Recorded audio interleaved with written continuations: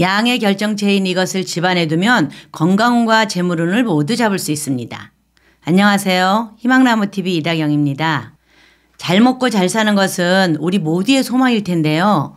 오늘은 재물운과 건강운을 꽉 붙잡아주는 풍수 아이템 소금단지를 소개해드리려고 합니다. 태양, 바람, 바닷물이 만들어낸 소금은 뜨거운 태양의 기운이 가득 담겨있는 양의 결정체인데요. 이 소금을 이용해서 집이나 사업장에 안 좋은 음의 기운을 밝은 양의 기운으로 바꾸어 집안에 재물복 가득 안겨주는 소금단지를 만들어 보겠습니다. 어떤 소금을 얼만큼 어디에 담는 게 좋은지, 그리고 소금은 언제 어떻게 교체해야 하는지, 소금단지 비보 방법에 대한 모든 것을 알려드리겠습니다. 시청하시면서 좋아요만 한번 꾹 눌러주세요. 구독, 좋아요, 알림 설정 콕콕. 소금단지를 두면 좋다고는 들었는데 소금을 어디에 담아 보관하면 좋을까요?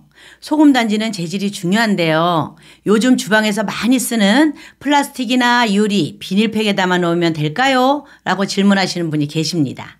그런 용기는 기운이 통하는 숨구멍이 없이 꽉 막혀 있기 때문에 양의 결정체인 소금의 기운이 활동할 수 없어서 사용하시면 안 됩니다. 소금단지의 역할은 단지 안에 있는 양의 소금 기운이 안으로 들어오는 안 좋은 기운을 설기시켜서 집과 사업장에 좋은 양의 기운이 돌면서 건강운, 재물운을 지켜주기 때문에 소금단지는 흙으로 빚어 만든 숨쉬는 도자기나 항아리를 쓰셔야 좋은 기운이 드나들 수 있는 것입니다. 도자기나 항아리에 담으라고 했더니 우리 장 담글 때 쓰는 큰 항아리를 생각하시는 분 계실 텐데요. 소금 항아리는 너무 클 필요가 없고요. 어른 한 손에 들어올 정도의 크기가 좋습니다.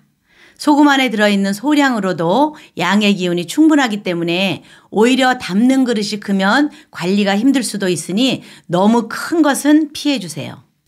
그리고 소금을 담는 도자기나 항아리를 고를 때도 이왕이면 내 본명궁에 맞는 색상을 선택해 주는 것이 좋은데요.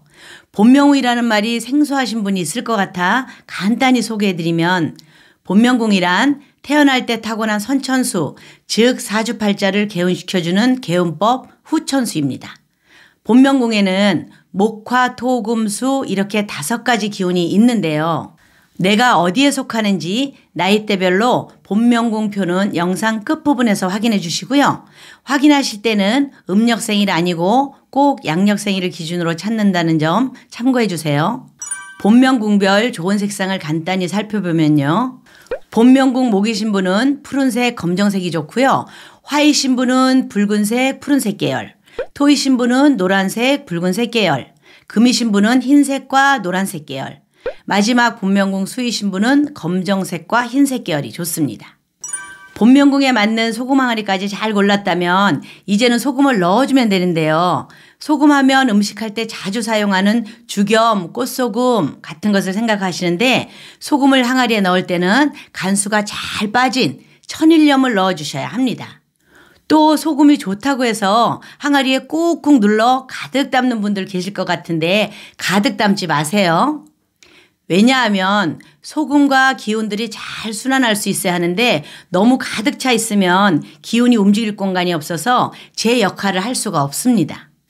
그래서 항아리에 소금을 넣을 때는 간수 빠진 천일염을 항아리에 한 90% 정도만 채워서 넣고 뚜껑을 덮어주시면 됩니다. 이렇게 알맞게 소금을 넣은 소금단지도 꼭 두어야 하는 위치가 있는데요. 구독자님들은 어디에 두고 사용하셨나요? 소금단지는 살고 있는 집에 두는 위치와 사업장이나 장사를 하는 가게에 두는 위치가 다르기 때문에 집과 사업체를 따로 말씀드리겠습니다. 먼저 가정집입니다. 집에는 현관에 하나 두라는 얘기 많이 들어보셨을 거예요. 원래는 현관문 밖에 두는 게 좋은데 요즘은 단독보다는 빌라나 아파트에 여러 집들이 모여 살다 보니까 잃어버리거나 다른 분들이 왔다 갔다 하면서 좀 방해가 되거나 깨질 수도 있어서 현관 밖에 두기가 좀 곤란할 수 있습니다. 현관은 밖에서 들어오는 기운이 여과 없이 집으로 바로 들어올 수 있는 곳이기 때문에 소금단지가 이런 나쁜 기운이 집 안으로 들어갈 수 없게 막아주는 역할을 해주는데요. 그런데 저희는 아기가 있어서 현관에 둘 수 없어요 하시는 분도 있으실 거예요. 이렇게 현관에 둘 수 없는 경우에는 신발장 맨 아래 칸에 두시면 됩니다. 그리고 집에는 귀문 방향이라는 곳이 있는데요. 바로 남서쪽과 북동쪽 두 군데입니다. 그 방향 쪽에 외부로 통하는 문이나 창문이 있을 경우에도 외부에서 안 좋은 음의 기운이 드나들 수 있거든요. 그런 집의 구조라면 남서쪽과 북동쪽 이 두 군데에 소금 항아리를 두시고 집안에 안 좋은 기운이 들어오는 것을 잘 설계시켜 주세요. 다음으로 사업장이나 가게를 하시는 분들은 첫 번째로 금고 옆에 두시면 좋습니다. 그런데 기본적인 매출이 예전 같지 않고 몸도 자꾸 나른해지는 것 같은 그런 느낌이 드는 대표님들은 기운을 조금 더 끌어올릴 수 있는 방법이 있습니다. 사업장의 가장 중앙에서 나침판으로 서쪽, 남동쪽, 북동쪽 방향을 체크해 보시고 그 방향 중에 한 군데라도 문이나 창문이 있다면 그 세 군데 방향에 모두 소금 항아리를 놓아두셔야 합니다. 만약 물건이 있어서 놓기 어려운 분이 계시다면 되도록 물건 아래쪽이나 앞쪽에 놓아주시면 됩니다. 이렇게 소금 단지를 놓아두었다면 그걸로 끝일까요? 아닙니다. 항아리에 들어있는 소금은 한 번씩 정기적으로 교체해 주셔야 하는데요. 교체 시기는 딱히 정해진 건 없지만 내가 날을 정해놓고 하시는 것이 편할 겁니다. 예를 들면 한 달에 한 번 매달 1일 혹은 말일에 체크해 보시는 게 좋은데요.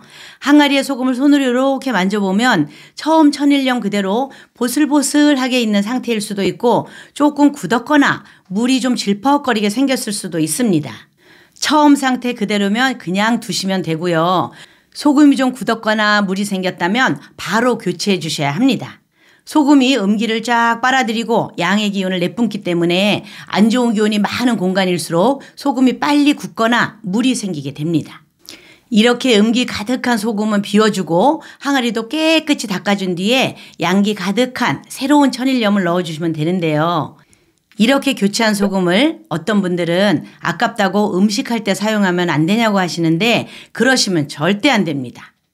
음기 가득한 기운이 모여있는 소금을 먹게 되면 그 기운이 모두 내 몸으로 들어가기 때문에 교체했던 소금은 모두 버리셔야 합니다. 근데 이렇게 버리는 방법도 따로 있는데요. 항아리에 있는 소금을 싹 꺼내서 대야에 담고 물에 소금 알갱이가 다 없어질 때까지 녹여주시고요. 그 물을 화장실 하수구나 주방 싱크대에 이렇게 흘려서 보내주세요. 그렇게 하시면 집안이나 사업장에 안 좋은 기운이 하수구로 싹 쓸려 내려가게 됩니다. 만약 뚜껑으로 사용했던 숯이 있다면 그것도 같이 버려주시면 됩니다. 오늘은 양의 기운 가득 내뿜고 음의 기운을 흡수하는 소금 단지에 대해서 말씀드렸는데요. 소금은 꼭 천일염으로 준비해 주시고 주기적으로 이렇게 뒤적여 주어서 굳지 않게 관리하는 것 잊지 마시고요. 혹시 소금 단지가 없으셨던 분들은 꼭 만드셔서 양의 기운 가득한 한 해 보내시기 바라겠습니다. 이상 희망나무TV였습니다. 감사합니다.